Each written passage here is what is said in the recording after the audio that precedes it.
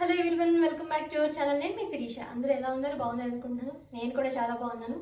మళ్ళీ కిచెన్లోకి వచ్చేసాను కదా, ఒక మంచి రెసిపీతో రెడీగా ఉన్నాను. మీరు అందరూ ఆల్రెడీ అనుకునే ఉంటారు. అవును, కొత్త కొత్త వెరైటీస్ మన కోసం కాకపోయినా ముందు పిల్లల కోసం. అందులో శ్రీకర్ ఇంటర్ ఎగ్జామ్స్ అయిపోయాయి. సో 2 days ఉండి మళ్ళీ వెళ్తానమ్మా అని చెప్పని వచ్చాడనమాట. అందుకని కొంచెం వెరైటీస్ ఏదైనా చేద్దామని చెప్పని ఈరోజు ఒక మంచి రెసిపీతో మీ ముందుకు వచ్చేసాను. మళ్ళీ మండే యాజ్ యూజువల్గా ఇంకా చాలా ఎగ్జామ్స్ ఉన్నాయి కాబట్టి వెళ్ళిపోయాడు అమ్మ వాళ్ళ ఇంటికి. సో ఈరోజు వ్లాగ్లో అంటే మంచి ముగ్గు పెట్టాను. అలాగే ఇంకొక యాక్టివిటీ ఉంది. ఈ రెసిపీలన్నీ మీకు ఇవాళ షేర్ చేద్దాం అనుకుంటున్నాను. మీరు కూడా తప్పకుండా లైక్ చేస్తారు. ఇవన్నీ ఏంటి చూడడానికి ముందు మొదటిసారి మన ఛానల్ ఎవరైనా చూస్తే కనుక ఛానల్ సబ్స్క్రైబ్ చేసుకోండి. పక్కనే ఉన్న బెల్ ఐకాన్ క్లిక్ చేసి ఆల్ క్లిక్ చేస్తే కొత్త వీడియోస్ పెట్టగానే మిస్ కాకుండా చూడగలుగుతారు. డిస్క్రిప్షన్లో కూడా లింక్స్ ఉంటాయి, ఒకసారి చెక్ చేయండి. ఇన్స్టాగ్రామ్లో కూడా నాకు ఎవరైనా మెసేజ్ అనుకున్న వాళ్ళు తప్పకుండా చేయొచ్చు. సమ్మర్ పెరిగిపోయింది, అస్సలు జుట్టు కిందకుంటే ఇంకా అసలు తోచనట్టుగా అయిపోయింది. అందులో ఒక కుప్పు పెట్టారు పైన, ఎందుకంటే ఇంకా చిరాగ్గా ఉంటుంది మనకి. కింద జుట్టు తగిలినా కూడా ఏదైనా సరే సమ్మర్ వచ్చిందంటే చాలు ఇంకా ఫుల్ వేడి మొదలైపోతుంది కదా. సో అందుకనే కొంచెం స్పైసీగా ఒక మంచి ఫుడ్ని చూసేద్దామా మరి వీడియోలోకి వెళ్ళి.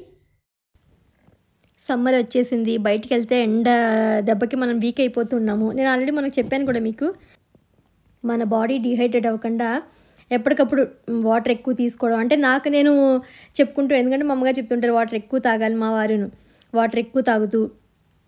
అలాగే మధ్య మధ్యలో కొబ్బరి బండ నీళ్ళు కానీ, నేను రెగ్యులర్గా జ్యూసులు కూడా చేస్తున్నాను. అంటే వితౌట్ షుగర్ వేసి ఓన్లీ డ్రై ఫ్రూట్స్. చెప్పానుగా మొన్న ఆల్రెడీ వీడియో షేర్ చేశాను కదా.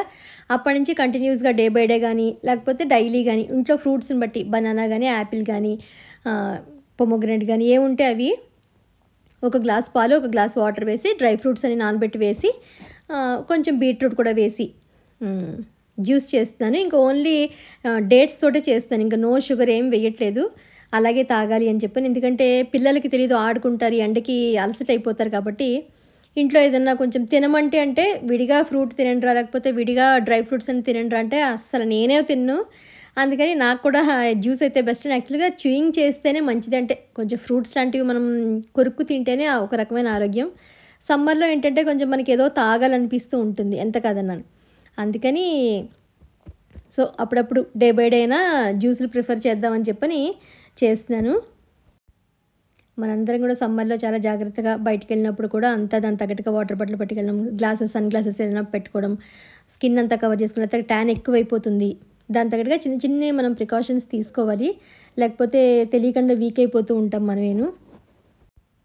మధ్య మధ్యలో ఏంటంటే పిల్లలకి కొంచెం గ్లూకోన్ డి కలిపి ఇవ్వడం స్కూల్కి. రెగ్యులర్ వాటర్తో పాటు సబ్జా గింజల వాటర్ కానీ బార్లీ వాటర్ కానీ అలా ఏదైనా కొంచెం మనం తీసుకుంటూ ఉంటే బాడీ డీహైడ్రేట్ అవ్వకుండా ఉంటుంది.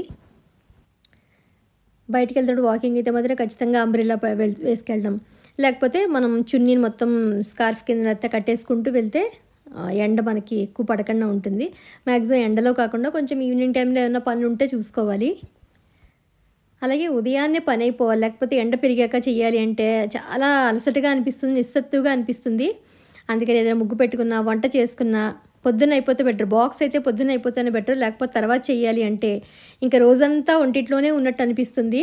అందునే తొందరగా ఫినిష్ చేసుకుంటే పనులన్నీ, అప్పుడు కొంచెం మనకి టైం ఉంటుంది, పర్సనల్ టైం ఉంటుంది. అలాగే ఎండకి మనం చెమటలతో ఉన్నప్పుడు వంట చేయడం కన్నా తొందరగా చేసేసుకుంటే బెటర్ అని. అన్నీ మనం పనులు ఏంటంటే మేనేజ్ చేసుకుంటూ జాగ్రత్తగా హెల్త్ని చూసుకోవాలి ఖచ్చితంగాను. నేనే మొన్న వీక్ అయిపోయాను సమ్మర్లు 2-3 రోజులు కొంచెం బయట తిరిగేసరికి అలసట అయిపోయినట్టుగా అనిపించింది, నిస్సత్తుగా అనిపించింది. సో లేదు, జాగ్రత్తగా ఉండాలి అని అనిపించి మీకు కూడా సరదాగా షేర్ చేద్దాం. ఒకరికొకరు మనం ఏంటంటే జాగ్రత్తలు చెప్పుకుంటూ అలా మేనేజ్ చేసుకోవాలి కాబట్టి లేడీస్ అందరూను. అందులో నాకు తెలిసిన కొన్ని మీకు షేర్ చేస్తాను. మీరు ఇంకెవరో నాకు చెప్పాలనుకుంటే కనుక తప్పకుండా చెప్పండి, నేను కూడా ఫాలో అవుతాను ఖచ్చితంగాను. ఈరోజు కూడా ఒక సింపుల్ ముగ్గు అనమాట, చిన్నగా ముగ్గు అనిపించింది, పెట్టాక అనిపిస్తుంది ఏదైనా మంచిగా దీన్ని ఇంకా మేకప్ చెయ్యాలి అని అనుకుంటాను మంచిగాను. ముగ్గు అంతా చూసాక అనిపించింది ఇంకా ఎక్కడో ఏదో వదిలేసాను నేను అని నాకు అనిపిస్తోంది, ఇంకొక లైన్ ఏదో మిస్ చేశానేమోనని. ఫైనల్గా ఏం చేసినా మాత్రం ముగ్గుకు ఒక అందాన్ని ఏదో తీసుకొచ్చేయాలి అని అనుకుంటాను, ఇంకొక కొన్ని ఎక్స్ట్రా ఫ్లేవర్స్ ఏదో యాడ్ చేసినట్టుగా చేసి. సో ఫైనల్గా ముగ్గు ఎలా ఉందో నాకు చెప్పండి. అలాగే రెసిపీని ఈరోజు లైవ్లో చేశాను, అంటే వాయిస్ కూడా అక్కడే ఇస్తూ లైవ్గా చేశాను నేను. అంటే నేను వండుతున్నప్పుడు తర్వాత వాయిస్ ఎవరు ఇవ్వకుండా చేశాను. అందుకని లైవ్లో ఉన్నప్పుడు ఎలా ఉంటుంది అన్నది కూడా మీరు సరదాగా చూస్తారని చెప్పని షేర్ చేద్దామని అనుకుంటున్నాను అంతే. దాంతోపాటు చిన్న చిన్న ఇయర్ రింగ్స్ కొనుక్కున్నాను. ఊరికే సరదాగా మీకు చూపెడదామని అనిపించింది. షాప్కి వెళ్ళినప్పుడు ఏంటంటే ఏదో ఒక మ్యాచింగ్ డ్రెస్సులకి అవసరం అవుతూ ఉంటుందని చెప్పని చిన్న చిన్నవి కొనుక్కున్నాను. అవి కూడా లాస్ట్లో చూసేద్దరు కానీ. ఈ పాటికే మీకు అర్థమైపోయి ఉంటుంది నేను చేసే రెసిపీ ఏంటనేది. కొబ్బరి పాలతో బిర్యానీ చాలా సింపుల్, టేస్టీగా ఉంటుంది. నేను కొబ్బరి పాలు తెప్పించుకున్నాను, ఒక టిన్ తెప్పించుకున్నాను. సో ఏం లేదండి, జింజర్ గార్లిక్ పేస్ట్, ఒక ఉల్లిపాయ, కొంచెం జీడిపప్పు, పుదీనా, కొత్తిమీర, కొంచెం పచ్చిమిర్చి, అలాగే బాస్మతి రైస్ నేను ఇప్పుడే నానబెట్టుకున్నాను.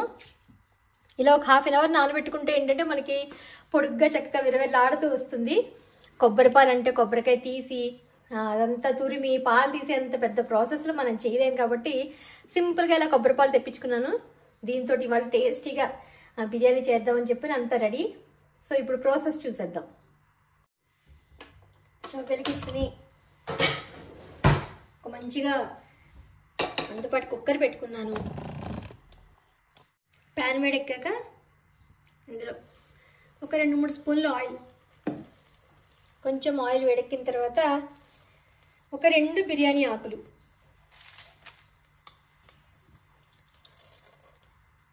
మసాలాలు కూడా మన ఇంట్లో పోపుల డబ్బాలో ఏం ఉంటే అవి అన్నీ ఒక్కొక్కటి, ఒక 2-3 లవంగాలు, ఒక 2 చెక్కలు, ఒక 4 మిరియాలు, ఒక్క అనాస పువ్వు, కొంచెం షాజీరా.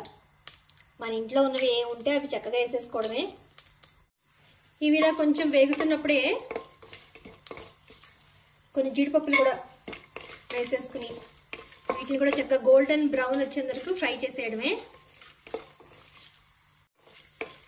జీడిపప్పులు కూడా చక్కగా వేగాయి కాబట్టి ఇప్పుడు ఇందులోనే ఒక్క ఉల్లిపాయ, సన్నగా తరిగిన ఉల్లిపాయ వేసుకుని దీన్ని కూడా చక్కగా వేయించేయాలి.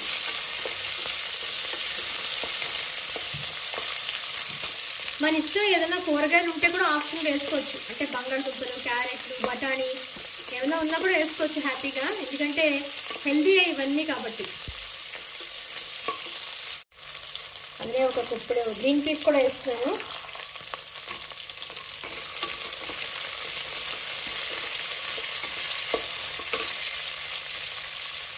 అలాగే ఒక 2 సన్నగా కట్ చేసిన పచ్చిమిర్చి,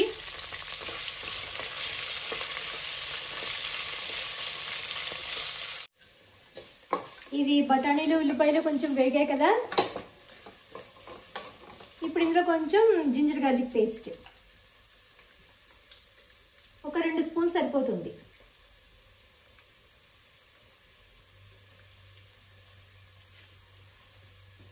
ఇది కూడా చక్కగా పచ్చివాసన పోయిన వరకు ఫ్రై చేసేయాలి.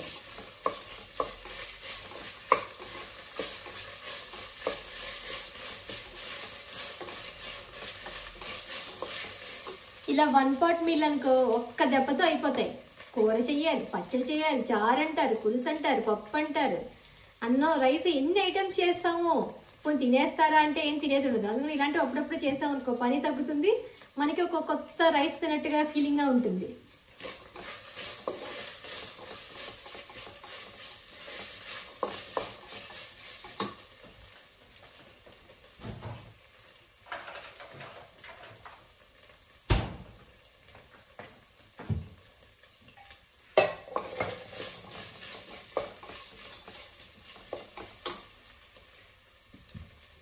కొబ్బరి పాలు కూడా రెడీ అయిపోయాయి. 2 గ్లాసెస్ రైస్కి 4.5 అయినా పోసుకోవచ్చు, మన ఇష్టం. నేనైతే కొంచెం మరీ బిరుసుగా ఉంటే తినలేం కదా అని చెప్పి 4 గ్లాసెస్ అయితే రెడీ చేసుకుంటున్నాను. ఒకవేళ తక్కువగా ఉంటే కొంచెం వాటర్ కూడా మనం మిక్స్ చేసుకోవచ్చు. మంచిగా ఫ్రై అయిపోయాయి. ఇప్పుడు ఇందులో మనం ఆల్రెడీ కడిగి పెట్టుకున్న రైస్ వేసేస్తున్నాం.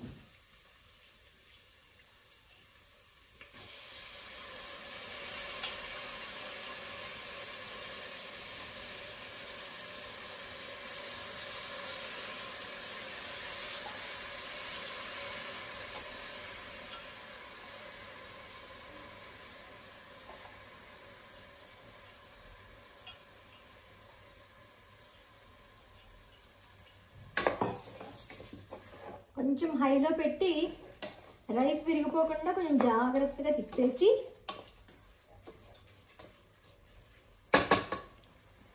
ఇందులోనే మనం ఆల్రెడీ కొత్తిమీర పుదీనా రెడీ చేసుకున్నాం కాబట్టి ఇవి కూడా వేసేస్తే రైస్తో కూడా మంచిగా మిక్స్ అవుతాయి, మంచి ఫ్లేవర్ కూడా ఉంటుంది. అలా గ్రీన్గా వైట్ రైస్లో కనిపిస్తూ ఉంటే భలే ఉంటుంది. మీరు చూస్తారా? రండి చూపిస్తా. భలే కలర్ఫుల్గా ఉంది కదా.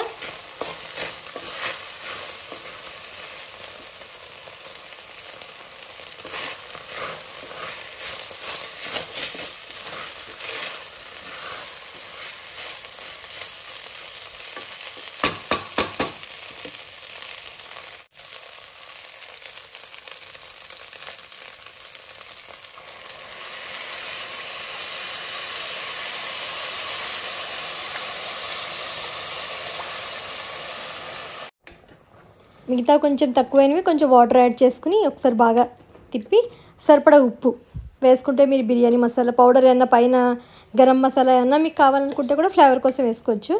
దీనికి ఏంటంటే ఏదైనా కొంచెం మసాలా కర్రీ ఉంటే బాగుంటుంది. అంటే కొంచెం ప్లెయిన్ రైస్లా వండుకుని ఏదైనా కొంచెం స్పైసీగా ఉండే కర్రీతో అయితే చాలా బాగుంటుంది. ఒక 2 లేకపోతే 3 విజిల్స్ అంతే మ్యాక్సిమం చాలు. 2 విజిల్స్ అయితే సరిపోతుంది. సో వేడి కొబ్బరి పాలు బిర్యానీ రెడీ అయిపోయింది. సింపుల్గా మనకుండే ఇంట్లో వాటితో హ్యాపీగా చేసేసుకోవచ్చు. నేను పనీర్ కర్రీ చేశాను అన్నమాట చపాతీలోకి. కొంచెం పనీర్ కర్రీ ఉంటే దాంతో తింటే బాగుంటుందని చెప్పని నేను ఎక్కువ ఏమీ వేయకుండా సింపుల్గా చేశాను. అందుకు నేను కుక్కర్ తెరిచేసరికి మంచి వాసనతో భలే ఉంది. అంటే కొబ్బరి పాలతో ఎప్పుడు నేను ట్రై చేయలేదు. టేస్ట్ మాత్రం భలే కుదిరింది. అంటే చిక్కటిగా ఉన్నాయి కదా కొబ్బరి పాలు, చాలా బాగా అనిపించింది. చక్కగా పొడి ఆడుతూ అలా వేడిగా వండుకొని అలా తినేస్తూ ఉంటే అవి ఎక్కువ లేట్ చేసుకోకండి. అంటే వండుకుని వెంటనే తింటే భలే ఉంటుంది టేస్ట్ మాత్రం. మీరు కూడా ట్రై చేయండి. మీరు ట్రై చేస్తుంటే కనుక నాకు తప్పకుండా కామెంట్ సెక్షన్లో ఎలా ఉందనేది నాకు చెప్పండి. రైస్ అయితే అయిపోయింది. తీసుకున్నాను చెప్పాను కదా చిన్న ఇయర్ రింగ్స్. అక్కడ ఎగ్జిబిషన్ జరిగింది. ఆ చోట ఏంటంటే అక్కడికి వెళ్ళాను మామూలుగా. ఏదో ఒకటి తీసుకోవాలి కదా, ఎగ్జిబిషన్కి వెళ్ళి చూసి వచ్చాక ఊరికే చేతులతో వచ్చేది మన హిస్టరీలోనే ఉండదు. ఒక 100-200 అయినా కనీసం ఖర్చు పెట్టాలి అంతేను. ఎక్కువ ఏం కాదులేండి. సింపుల్గా 60-70 మ్యాక్సిమం 80 అలా ఉన్నవి ఇవన్నీ. ఇవి తీసుకున్నాను. ఇది pink and dark pink light pink తోటి ఒక డ్రెస్ ఉంది, దానికి సింపుల్గా బాగుంటుందని చెప్పి ఇది ఒకటి తీసుకున్నాను. ఇదేదో కొంచెం ట్రెండీగా ఉంది, మెరూన్ కలర్ టాప్ ఒకటి ఉంది, దానికి ఏదో బాగుంటుంది మ్యాచింగ్గా అని చెప్పని ఇదొకటి. ఓన్లీ ఇది గోల్డ్ ఇయర్ రింగ్స్ అనమాట. సమ్ బ్లాక్ గోల్డ్ కాంబినేషన్ దానికైతే బాగుంటుందని తీసుకున్నాను. అలాగే హ్యాండ్స్కి కుట్టుకోవడానికి అని చెప్పి ఇలా పర్ల్స్ హ్యాంగ్ అవుతున్నాయట. ఇవి హ్యాండ్స్కి కుట్టాలంట. నేను ఇప్పటివరకు వేసుకోలేదు. ఇవి కూడా తెచ్చుకున్నాను. హ్యాండ్కి వేసాక ఎలా ఉందనేది మీకు చూపిస్తాను. సో అంతవరకు తీసుకున్న వస్తువులను సరదాగా షేర్ చేశాను. ఇది ఈరోజు వీడియో మీ అందరికీ నచ్చిందని అనుకుంటున్నాను. మళ్ళీ ఒక ఇంట్రెస్టింగ్ వీడియోతో మిమ్మల్ని అందరినీ కలుస్తాను. అంతవరకు బాయ్.